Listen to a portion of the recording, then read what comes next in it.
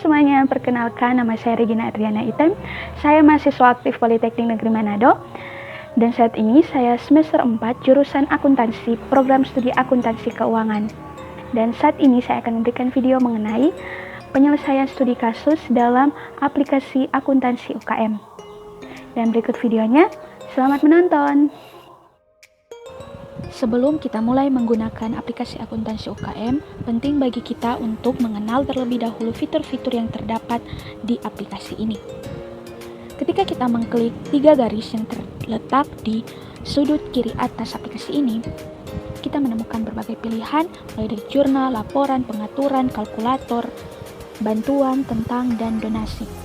Pada pilihan jurnal, kita dapat mencatat semua transaksi-transaksi yang ada. Dan dalam pencatatannya terdapat 2 cara, yaitu yang pertama, klik tanda plus di sudut kanan atas. Di sini kita dimudahkan karena pencatatannya telah otomatis. Jadi ketika kita memilih tambah modal, lihat pencatatannya telah otomatis dan aplikasi langsung menunjukkan jurnalnya. Kita tinggal menambahkan keterangan maupun nominal. Dan kedua, ada tanda kotak dan plus di sebelah simbol plus tadi. Seperti kita lihat, dalam pilihan ini bisa digunakan bagi yang telah mengerti akuntansi, karena tinggal memilih akun yang ada di sebelah debit maupun kredit. Kemudian ada pilihan laporan. Seperti namanya, laporan, kita dapat melihat mulai dari jurnal, buku besar, neraca saldo, laba rugi, neraca, periode, utang, piutang. Dan di jurnal, kita bisa memilih periode yang ingin kita lihat. Begitupun buku besar, kita tinggal memilih akun yang ingin kita lihat buku besarnya. Kemudian ada neraca saldo, kita tinggal memilih tanggal ataupun periodenya. Ada laba rugi juga. Jadi dalam akuntansi UKM ini semuanya telah otomatis, yaitu laporannya akan secara otomatis ketika kita telah melakukan pencatatan. Karena saya belum melakukan pencatatan, di sini masih kosong ya. Di neraca, begitupun periode, kita bisa memilih periode dari periode sampai periode yang ingin kita lihat. Kemudian ada utang.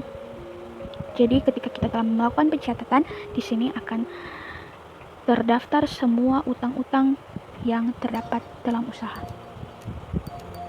Piutang.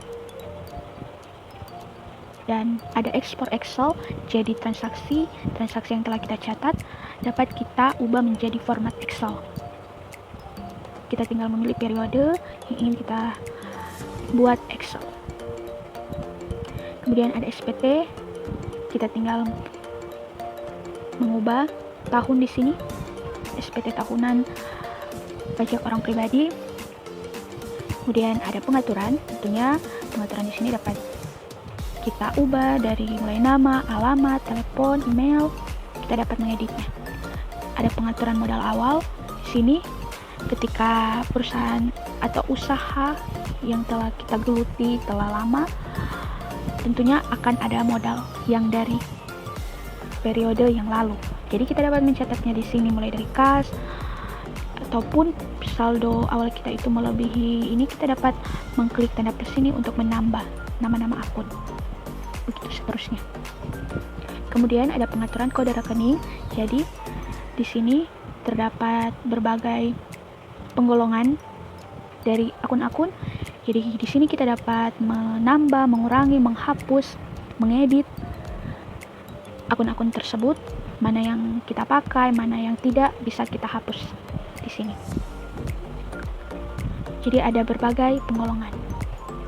Kemudian ada pengingat. Jadi jika kita ingin diingatkan, jika ingin mungkin kita punya utang ataupun apapun itu, bisa kita buat pengingat di sini.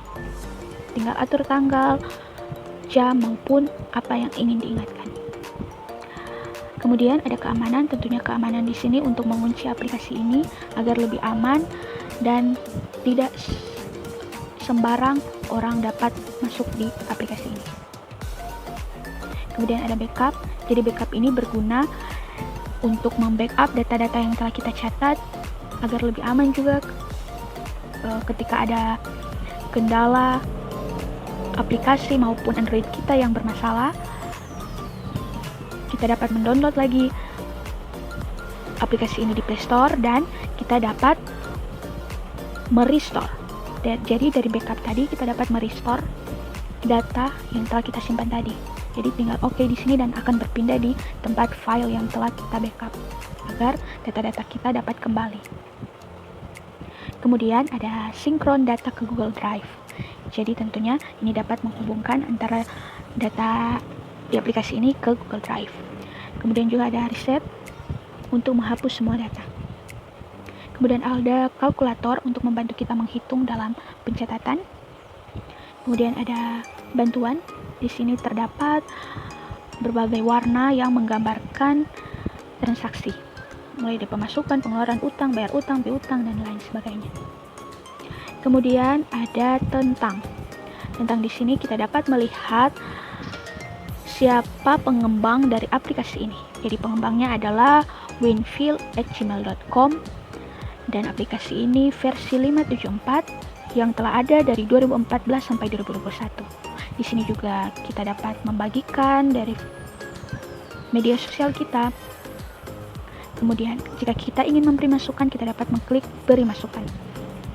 Kemudian ada donasi. Jadi seperti kita ketahui bahwa aplikasi ini adalah gratis. Jadi jika ingin membantu maupun berdonasi bagi pengembang akuntansi UKM ini, kita dapat berdonasi di sini. Jadi ada berbagai nominalnya, kita tinggal memilih di situ. Jadi itu dia pengenalan sedikit tentang akuntansi UKM ini. Saat ini saya akan mulai melakukan pencatatan, yang dalam hal ini saya mengambil kasus UD Old Lady. Kita mulai dari nama UD Old Lady, kemudian alamat Jalan Boulevard nomor 89 Manado. Kemudian telepon 0431 541 123. Email oldlady@gmail.com. Simpan. Dan dalam kasus ini ada modal awal dari bulan November 2020. Jadi saya akan mencatat semua ini, semua saldo awal, dan saya akan menunjukkannya sebentar. Ini dia saldo awal yang telah saya catat dengan balance 210.450.000. Tinggal klik simpan. Saya juga telah memasukkan kode rekening yang akan dipakai dalam kasus UD Old Lady ini. Ini sudah kosong, jadi yang tidak dipakai dihapus. Saat ini kita masuk dalam pencatatan transaksi atau penjurnalan, dan kali ini saya hanya akan mencontohkan 2 transaksi saja dengan menggunakan 2 cara yang telah saya sebutkan tadi. Dan kemudian saya akan melanjutkannya sampai selesai transaksi dari UD Old Lady ini. Kita masuk dalam transaksi yang pertama. Saya akan menggunakan cara yang otomatis, yaitu dengan mengklik tanda plus di sudut kanan atas. Kita ubah tanggalnya 1 Desember 2020. Bapak Agnelli meminjam uang di Bank BMI. Jadi masuk dalam utang bank. Keterangannya meminjam uang di Bank BMI. Nominalnya 65 juta.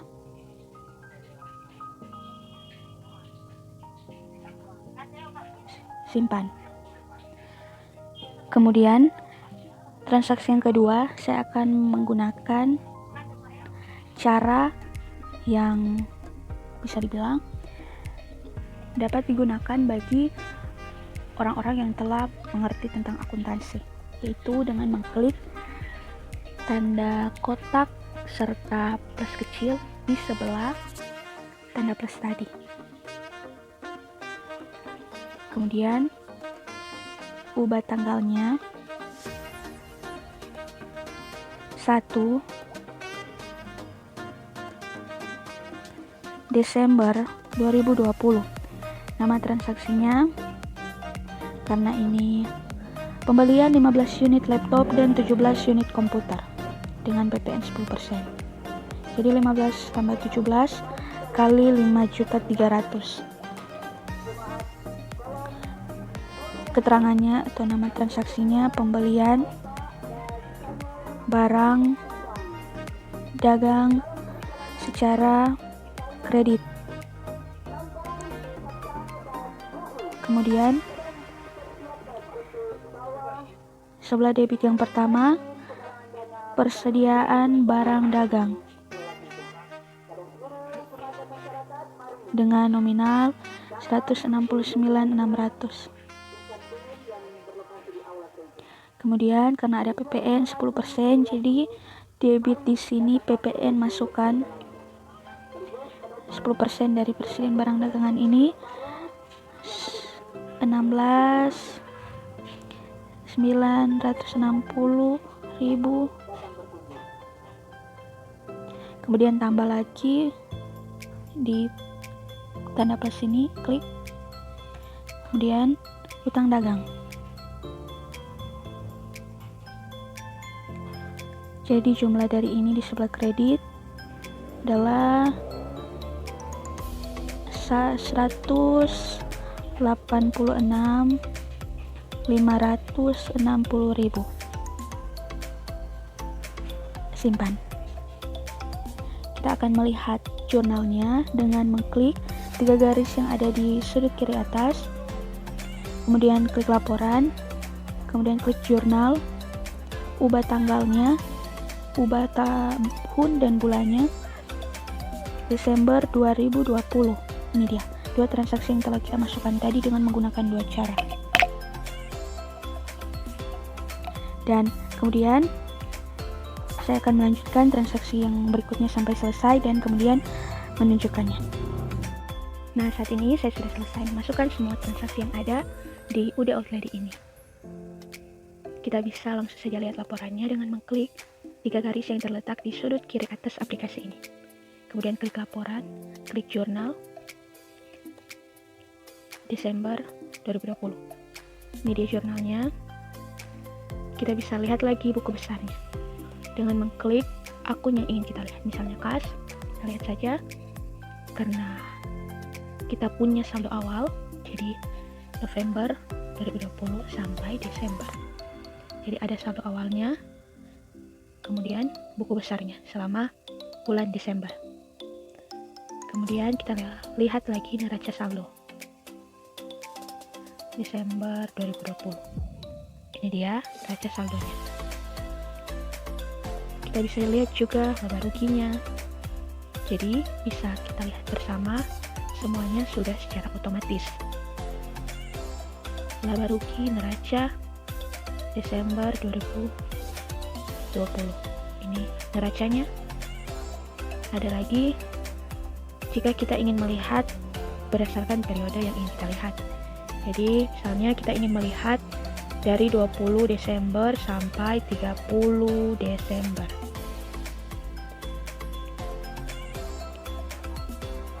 Ini dia.